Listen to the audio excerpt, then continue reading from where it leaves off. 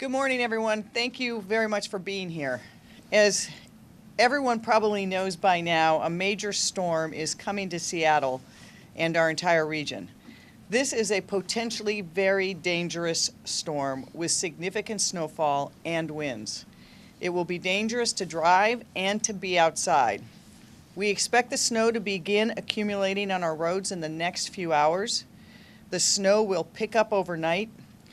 Weather Service is predicting 6 to 8 inches, but there's a possibility for more snow than that, with one person predicting almost a foot of snow. We can expect the evening commute this evening to be incredibly difficult. If you can do it, please leave early. We are also monitoring the potential for even more snow. Right now, the Weather Service is predicting a series of storms working through our region tonight, over the weekend, and perhaps Sunday night. I just got done meeting with members of my cabinet and our partners to make sure that we were as prepared as possible. You'll be hearing from a number of those people today, everything from our roads to our utilities to City Light to our partnership with Metro and the county to people who are experiencing homelessness, to make sure we have places, warm places for people to go. Our number one goal is to keep people safe. We want to make sure that we can continue to deliver essential services, to make sure that fire and police can get to where they need to get. And we have been preparing for this event for days. Our Seattle Department of Transportation teams have been working in back-to-back 12-hour shifts all night to begin treating over 1,100 lane miles of our most critical roads. Citywide, we pre-positioned vehicles, supplies, and people, north and south. We've opened our severe weather shelters so we can get more people coming inside. We have information that have been provided to all the police and fire to make sure that if they see someone who is outside, they know where they can get them warm. In the case of power outages, City Light will open, we will be opening warming shelters for people if they lose their power. We will stay tuned on that. The city and its partners are working 24/7 to limit the impact, but we really need the public to step up again. And I want to say once again, during the closure of the viaduct, the public really did what they needed to do to make that experience better for everyone. And people will stay safe if they act safe. If you do not need to go anywhere, please don't drive. Do not get in a car and drive. If you can, please stay home over the weekend. If you go outside, make sure you dress warmly. And please check in on your neighbors. If you haven't seen a neighbor for a few days, check in on them. We have seen in Seattle, people don't necessarily believe those street closed signs mean them. They do mean you. When the street is closed, please don't just move the sign and try to get through it. We've seen more and more spin-outs on steep hills. There's a reason we're closing those roads. If accidents happen, it just means that the fire and police can't get to where they need to get if there's an emergency. Keep your own sidewalks clear so people can get through. Please continue to monitor the forecast and stay updated on our city operations. If you want, you can sign up for alert.seattle.gov, and those alerts will come directly to your phone or your device. I just want to say this has the potential to be a very serious event over a period of days. And we know that Seattle does not usually do very well in the snow. We want to do everything we can, and you'll hear the level of preparation we're doing. But again, the number one thing that will keep you safe is for people to act smart. Stay home if you can, dress warmly, don't sled in streets, don't go on closed roads, use common sense. And if we all do those things together, check on our neighbors, bring people inside, we're going to get through this like we get through other things. Thanks, and with that, I'll give it to Executive Constantine. Well, thank you, Mayor Durkan. You know, it feels like in transportation here in Central Puget Sound, we've played a grueling game. We've just finished the fourth quarter. We've got the tunnel open, and now we're going into overtime with a snow event that's a once every decade or two occurrence. I am really so pleased with how well people responded to the viaduct closure. We avoided many of the worst predicted outcomes in that. Tunnel's open now, but now we face days and perhaps longer of inclement weather, of difficult travel. And so this is going to try all of our patience, but I do think that we are better prepared than we've been in the past. And I think that some of these folks are going to be able to tell you a little bit more about those preparations. Our commitment to you at King County: Metro will do everything within its power to maintain safe service levels. When we make schedule and route adjustments, we will do so in a timely manner and make it clear to the public the changes to any route. While Seattle, Bellevue, and other cities handle snow removal efforts in their respective jurisdictions, King County also handles roads and bridges for the unincorporated areas.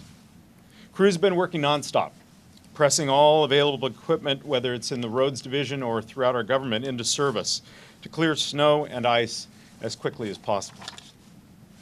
To be certain, there will be unexpected challenges this evening and in the days ahead. And that's what happens when frigid weather hits a region with so many hills and so many bridges. So to help us get through the rest of today, we're calling on employers to please be flexible. Allow people to leave early, if at all possible. Those who have to remain on the job, please check our website, metrowinter.com. That's metrowinter.com, as well as Metro's Twitter account, and rider alerts for the latest service updates. Now, over the weekend, it may become necessary for us to go to what we refer to as the Emergency Snow Network. This reduces service to roadways that we know receive priority snow and ice clearing. The Emergency Snow Network was a joint planning effort with the Seattle Department of Transportation and Metro, and with all of our regional partners. And in a few minutes, Metro General Manager Rob Gannon is going to walk through what it means for bus service and Metro's plans for the days ahead. We have 4 takeaways. If you can, go home early today. Your bus commute will likely be different, so be aware of that. Check metrowinter.com and Metro's Twitter for the latest transit news. And please, for today, for the weekend, and yes, for Monday, plan ahead. And remember, it's only 40 more days until spring. The speakers who come up will be introducing themselves as we go along, and then we'll be taking questions at the conclusion. Thank you. Who wouldn't want to head of Seattle Department of Transportation? Sam Zimbabwe, Seattle Department of Transportation. This is quite a welcome to the region, so thanks everybody. We have been, as the mayor said, we've been implementing our winter response plan. We've been activated for the last 24 hours, doing as much pre-treatment as we can on our most critical roads. We'll continue plowing, treating the roads, trying to get them clear over the weekend. We are using all of the available tools. We had as much preparation as we could. Just to reinforce some of the messages, avoid driving if you can. It helps us get access to the roads to keep them clear. We need you, if you do need to drive, to make sure that you have outfitted your car for winter weather, including chains, other traction devices. The more that we have to help people get unstuck, the less we can do to keep the roads clear. Businesses and residents need to help us by clearing their sidewalks that they are responsible for. We're working on the bridges and places where there aren't adjacent property owners. We need people to clear their sidewalks as soon as possible. With this much snow accumulation, we are going to plow to the right. If you are parked on a green or gold route on our arterial roads, your car may well get plowed in and then need to be dug out once the storm is over. You can follow us on Twitter as well, at Seattle DOT and at SDOT Traffic, or on the web, seattle.gov/transportation. Thanks. Thanks. And I just want to emphasize 2 things. One is I just want to thank all the crews at the Seattle Department of Transportation and City Light who have done a great job over the last 4 days. And I just want people to know we really prioritize which roads we can plow or de-ice. And we have a system. We can't get to every road. So don't expect that your road necessarily will be plowed. Go online, know now, know in advance, because that won't happen. The best thing for people to do is don't plan on driving anywhere, stay in your house. Thank you, Mayor. Good morning, I'm Rob Gannon. I'm the General Manager for King County Metro.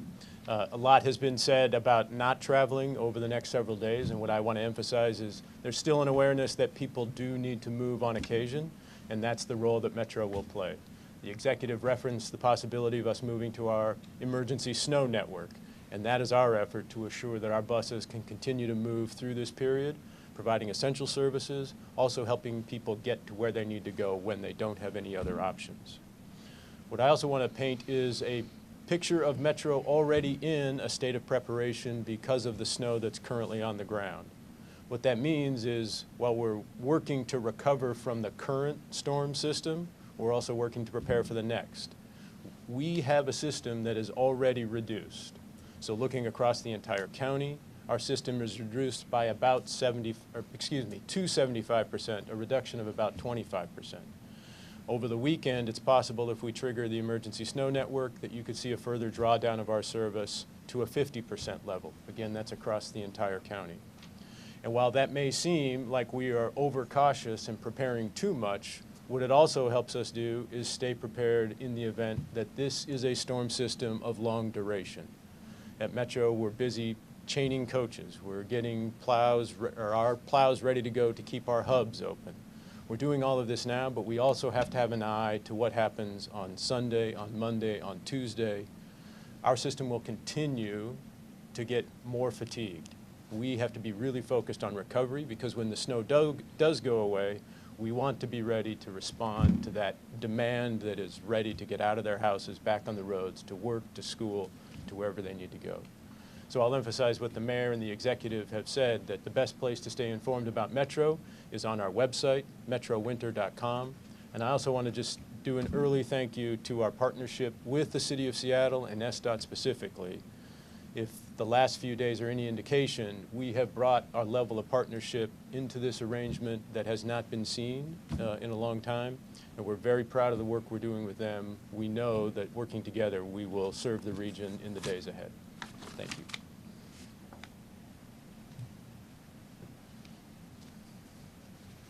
I'm Peter Rogoff. I'm the Chief Executive Officer of Sound Transit. And I'm also here to talk about how we're going to keep people moving through this snow event. When SR 99 was closed because of the viaduct closure, we took about 14,000 additional passengers on Sound Transit. And we are prepared to pick up that surge again off the roads and onto transit for folks that do need to travel during this snow period. We are very confident in our ability to keep light rail moving. Some people might have seen Sunday night, even when we don't normally operate, we were running trains over the light rail network to ensure that the overhead wires didn't ice up, that there was not snow accumulation on the tracks. That is our routine exercise in the advance of snow, and we will do it through tonight if we need to in order to make sure that we can keep light rail moving. I take great confidence in the fact that our light rail operations director used to run light rail in Minneapolis, Minnesota. He knows how to run light rail in snow and ice. He's done it before and he'll do it again. One issue that we could have is the availability of operators and maintenance technicians, their ability to get out of their house, out of their driveways in some instances, to get to work. But we have made preparations for that, even giving operators the opportunity to bed down overnight at the Link Operations Center. There can still be challenges. We have switches that are heated. We will do, in some cases, if in an icing situation, we will throw a switch the old-fashioned way, by hand, as has been done for hundreds of years on railroads across the world. We do need to ask for the patience of passengers, especially bus passengers. Our buses will only move to the extent that the roadways will allow them, like King County Metro. Our buses, not just in King County, but in Snohomish and Pierce County, many of them will have chains, especially those that have to traverse hills. We will not run 60-foot buses during this period. We will only run 40 and 45-foot buses, but we will serve all routes. I will repeat what many others have said. You need to check rider alerts. In our case, if you're interested in taking any Sound Transit service, which includes taking the Sounder trains that may be hampered on Monday, please go to soundtransit.org. You can subscribe to our rider alerts, or you can regularly check the website. That will keep you up to date on all of the bus routes, our entire light rail network, as well as what Sounder is looking like for Monday morning. So with that, I will just ask for everyone's patience, but we are very confident of our ability to keep light rail moving. We may have challenges clearing the platforms of snow, clearing the pathways, so people are going to need to be careful, but the train should be moving throughout. Thank you.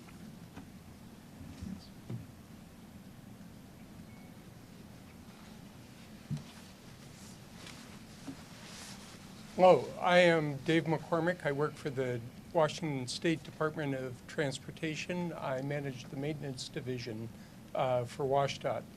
WSDOT has been doing what the public expects in anticipation of this winter storm. We have been working closely with Metro, with King County, with our suburban cities to be prepared for this very significant and serious winter storm. We, in our last snow event just last week, we were in continual contact with our partner agencies. We developed contingency plans as the snow arrived and implemented those plans. We anticipate continuing that fantastic working relationship. And so even if the snow comes in a little bit different place than it's forecasted, our staff are prepared. We have a plan. We service approximately 5,000 lane miles of highway in a 5-county area. We have over 100 plows.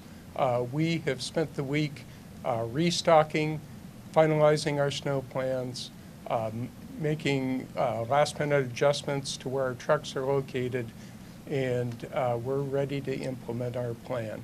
At WSDOT, snow and ice preparation is a year-round occupation. And so we spend the summer months planning, we spend the winter months implementing. What we would ask is for people to keep their safety at most in mind, prepare before you travel on the highways. Make sure that you give plenty of following distance to the car in front of you. If you see our plows are going 25 or 30 miles an hour. If you're going faster than that, you may be surprised as you approach our plows. Don't crowd the plow. Our staff's safety is, and your safety is paramount in our minds. And please give our plows some extra room to work.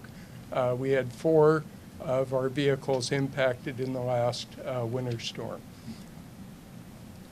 So additionally, what you can do is get some chains if you're going to travel on the highway system. I'm expecting compact snow and ice throughout the area.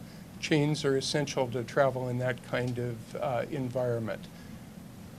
Again, think of yourself and your family. Take a little extra time as you prepare to get out on the roads. Thank you. Thanks, Dave.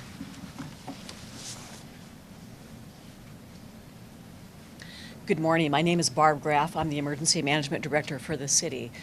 We have activated the city's Emergency Operations Center in order to ensure a continuation of the interagency coordination that you've already heard that has been taking place for the last 3 or 4 weeks as the viaduct closed and before the tunnel opened. In the same way that Seattle Department of Transportation hosted representatives from the police department and Metro and WSDOT and other agencies, they're now completely concentrated on snow and ice removal, and we've replicated that same interagency coordination here at the Emergency Operations Center.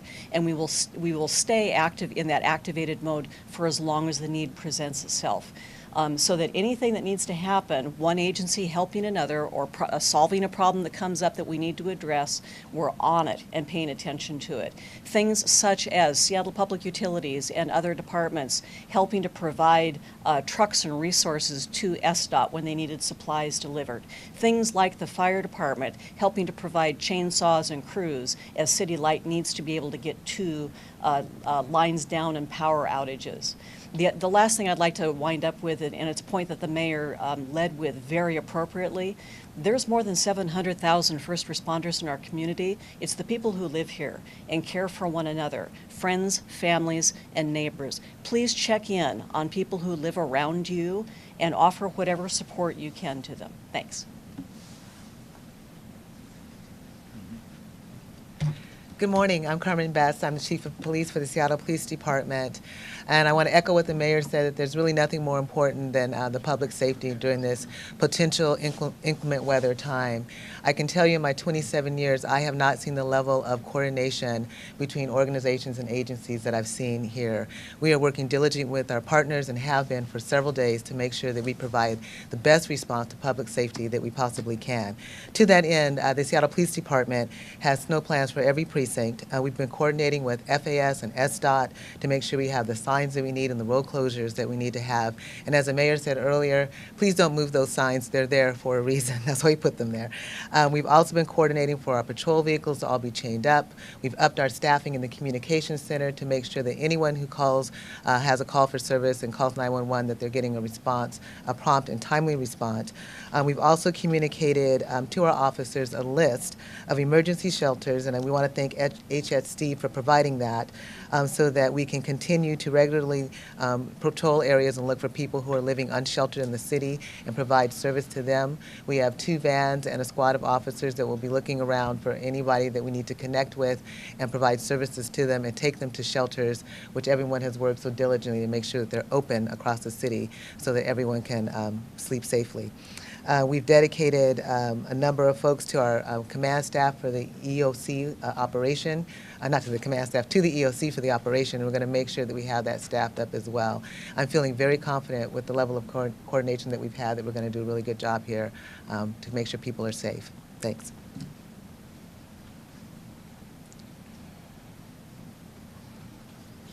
Good morning. I'm Harold Scoggins, Fire Chief, Seattle Fire Department. First of all, I want to thank the community for always paying attention when we ask for your help. And this is another one of those times when we're asking for your help. Our fire department is ready to go, but in order for us to be effective, we need to be able to get there. So if you do not have to travel during the course of this weather event, please do not do that. But we also want to give you a few weather reminders along the way. If you have prescription medications, please make sure you get them ahead of time if it could cause a medical reaction to you over the course of this event when you may have to go out unnecessarily. That's very important. So get those prescriptions filled.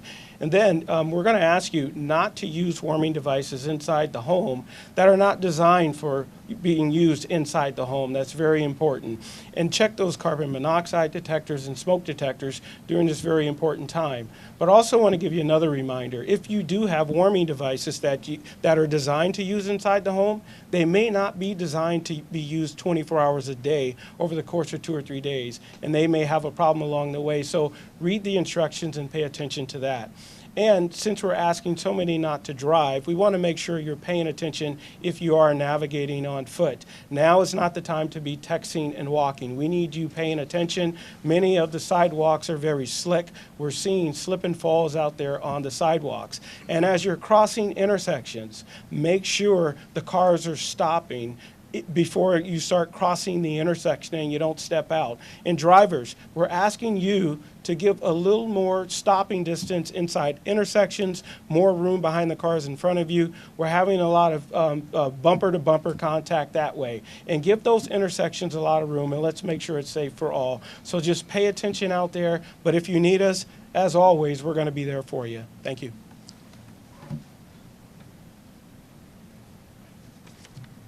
Hi, I'm Debra Smith with Seattle City Light, and I really appreciate the reminder about not texting and walking. I'll have to remember that myself.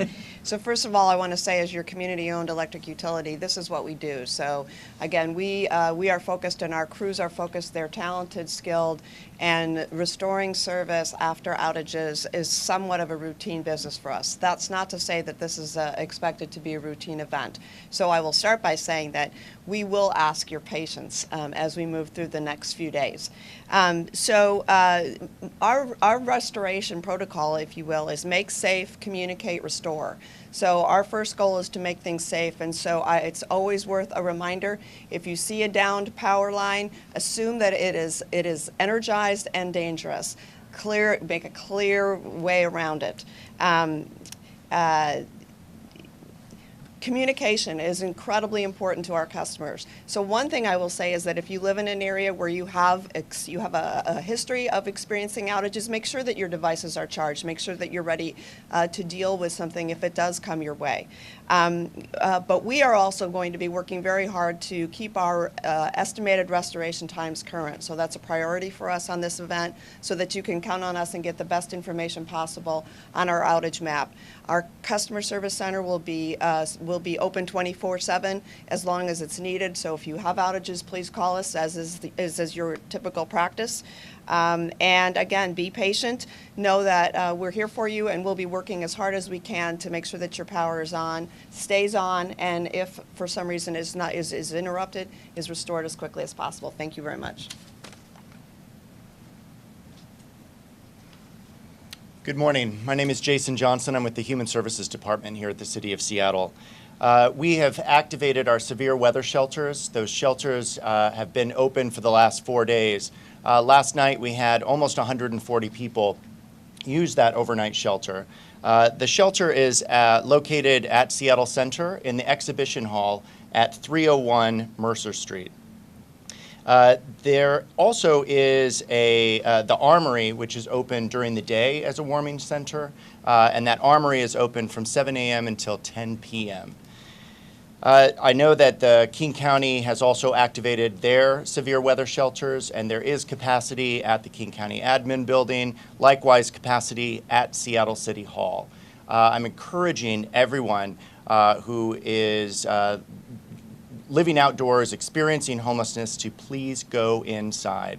We have these shelters open. There is capacity. We want to make sure that you're safe. The temperatures outside are very dangerous, and we have activated our outreach workers as well as the navigation team in partnership with SPD to make sure that there are people engaging with those living unsheltered and making sure that they know about the resources to come inside and be safe.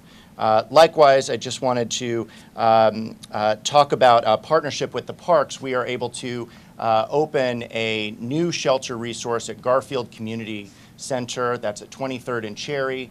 That will be a 24-hour warming shelter. Priority will be given to families with children, but it is open to the general population. There will be limited services there, and that shelter will be open for the next 3 days. We'll reassess on Monday morning to see if we need to keep that warming shelter open. Thank you. Good morning. I'm Calvin Goings, Director of City Finance and Administrative Services. And our role at FAS is Finance and Treasury Services, Fleets, Facilities, Customer Service, and Animal Shelter. First of all, I want to thank Executive Constantine and Mayor Durkan for bringing together this cross-departmental, cross-jurisdictional effort, which is unprecedented. Thank you for your leadership. Our role at Finance and Administrative Services in this weather event is to support ongoing city operations. Specifically, in Fleet Services, our Charles Street and Holler Lake facilities are operating on a 24/7 basis, supporting SDOT's needs and operations going forward. In facility and operations, the City Hall shelter, as was mentioned, is providing capacity for 20 to 30 additional people, and our generators have been topped off at all city facilities, and we are monitoring vehicle fuel usage every 6 hours. In customer services, our animal shelter, customer service centers, licensing and payment operation centers are all operating. However, we are putting together minimum safe staffing plans in preparation for possible limited operations on Monday. Additionally, I want to encourage all city residents and all city employees to sign up for Alert Seattle. That's Alert Seattle. That is the best way to receive time-sensitive, critical alerts from the city about city operations. And I just want to remind folks, don't crowd the plow.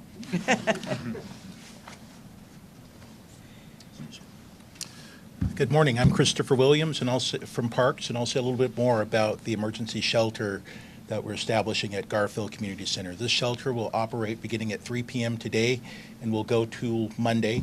It will operate on a 24-hour basis, and we are staffing it with Seattle Park and Recreation employees who have had emergency shelter training on an annual basis. We will provide food, cots, and indoor recreation, of course. And again, we have a 138 cot capacity. We will continue to kind of deepen the communication with HSD as we go through this to reassess our needs. For other park and recreation programs, we are canceling the youth basketball program across the city, as those programs rely heavily on staff's ability to show up and make it to work in the snow. We don't want families to show up and then be disappointed because staff weren't able to get there. We have also decided to cancel any fee-based program for which people have to register in advance. And again, those are very staff-driven programs that rely heavily on the staff's ability to show up. However, that does not mean that the community centers and pools won't be open. We will assess on a daily basis the staff's ability to show up and staff those facilities. So you can go to our website at seattleparks.gov to learn more about the open access to park and recreation facilities and programs. Thank you.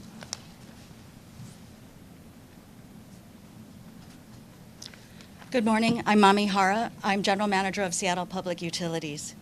Solid waste collections are dependent on safe road and weather conditions. So we thank Seattle's residents for their patience as we work within safe windows of collections.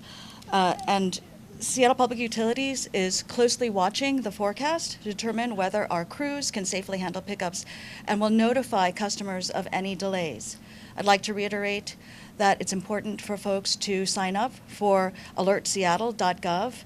And you can also follow Seattle Public Utilities on Twitter at Seattle SPU.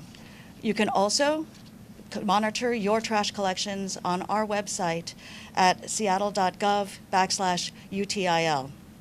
In the event of a miscollection, SPU will make up collections as soon as possible. And residents with missed collections this week can set out additional bags of solid waste as necessary, absolutely free of charge. And I'd like to go in some more detail about pickup plans for folks by the day of collections.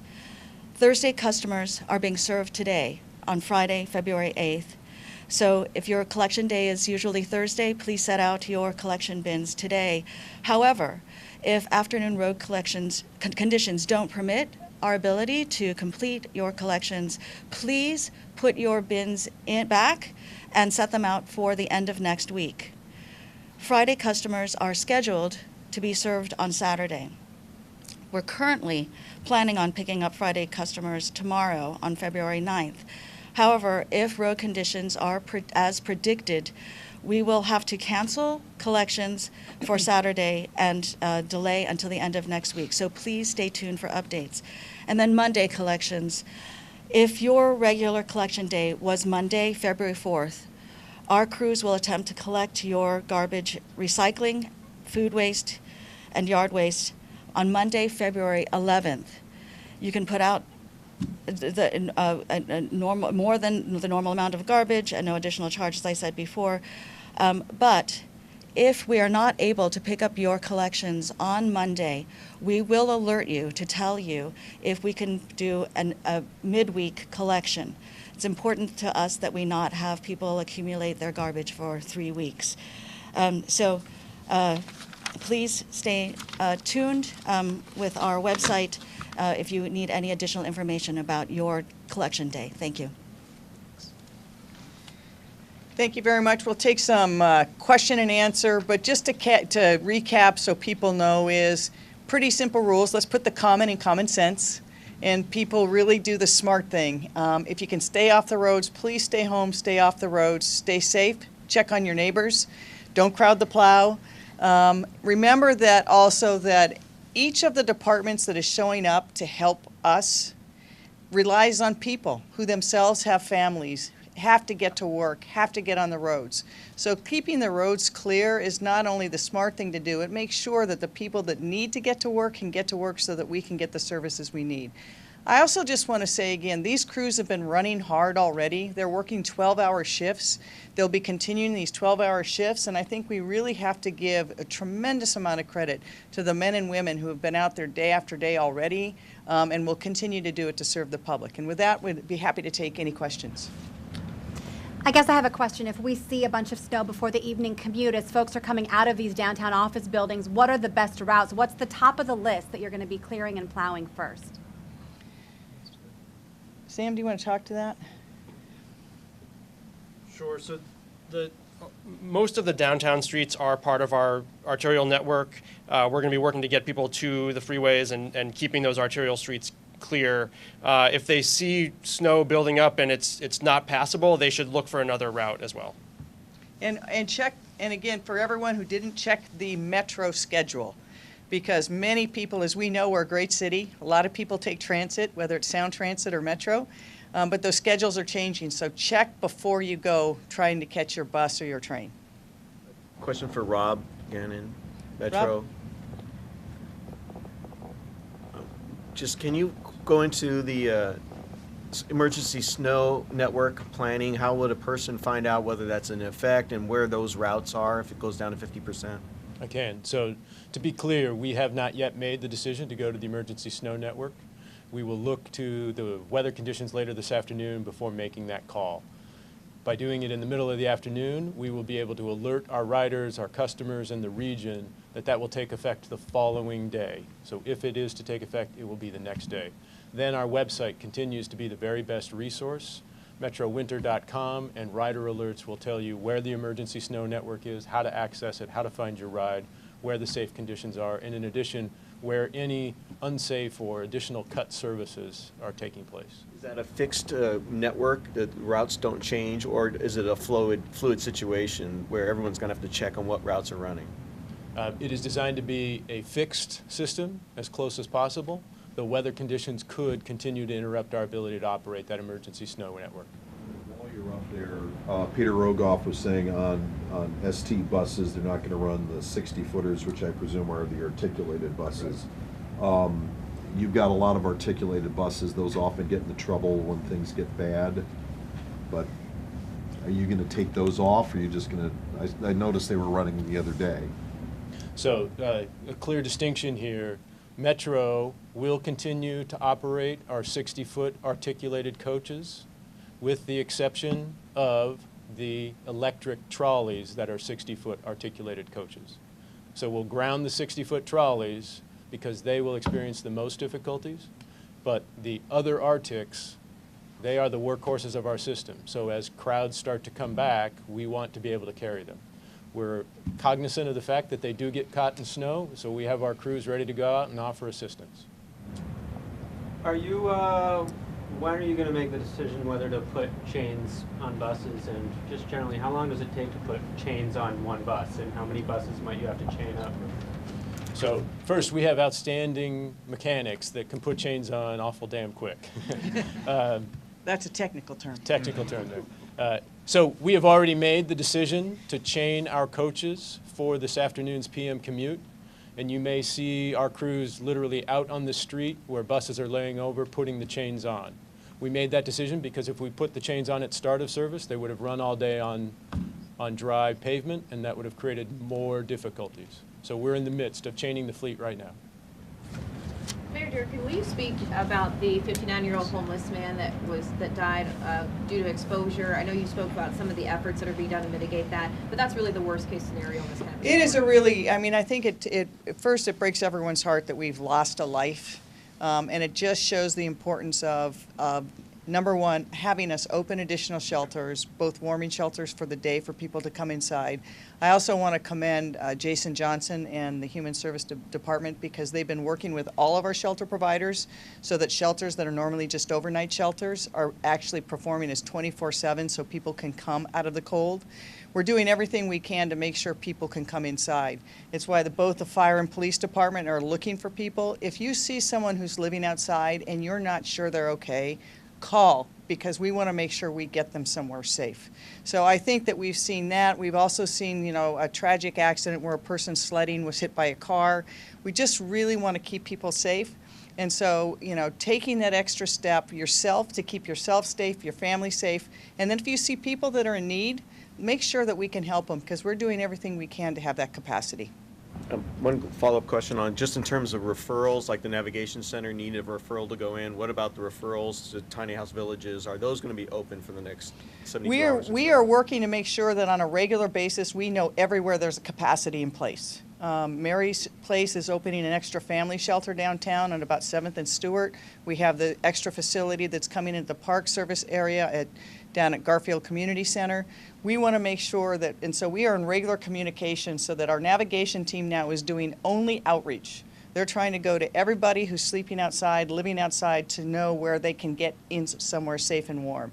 The county has been a terrific partner on this, working together to make sure that their facilities and our facilities are talking to each other, and that we're making room where we can make room. So we are doing all we can. I think we know how tough it is in this area for people to live outside usually. In weather events like this, when we not only have snow, but that the wind is expected to pick up and the wind chills can be extreme, we really want to keep people safe. I just want to add to that. Some of you have seen this already, but the county, we've added 50, capacity for 50 additional overnight beds at the administration building at 4th and Jefferson. And across the street, where we've already had an overnight shelter, we've added the capacity for 100 people to be there during the day to stay warm and to get connected to services. If you come to one of our shelters, or if you come to the Armory at the Seattle Center, we, the county, the city, will find a place for you to be safe overnight. We are not going to turn people away, but it is obviously important that we reach people on the streets who may not be watching these broadcasts and really encourage them to get in, get warm, and we'll get them situated. Time for one more question. Whoa. Go ahead. What building is that where the day shelter is? It is a 3-story or 2.5-story building at 4th and Jefferson. So it's directly across the hall to the east from City Hall Park. We have one more because that was like a half question. Maybe the fire chief can answer this. Can you talk about ways that people are trying to heat their homes that are so dangerous? Great question. Leaving the ovens open, what people are doing wrong. Sure. Sure, and I can't say there are ways that people are actually doing it, and we're going to encourage people not to do it. But, you know, if someone uses their stove and their oven and they want to heat the house, well, carbon monoxide becomes an issue. If you're going to run a generator, you want to make sure you're running it properly outside where it's ventilated properly, and run your electrical cords to whatever you're plugging up. Barbecues, they're designed for the outside. All of these different things. And like I said earlier, even the heaters that you can go and buy that work, they aren't designed to be run 24 hours a day for several days, because what happens is the electrical cords get hot and they start to melt when they're on the floor and they catch the carpet, and generally we have a room fire at that point. So it's not just the ones that aren't designed, it's the ones that are designed to be used inside the home. We want to be conscious and aware of that also, and that's what I spoke to. Make sure your carbon monoxide detectors are working. Make sure your smoke detectors are working. That system works. We know it works. We'll be alerted and we'll be ready to go there.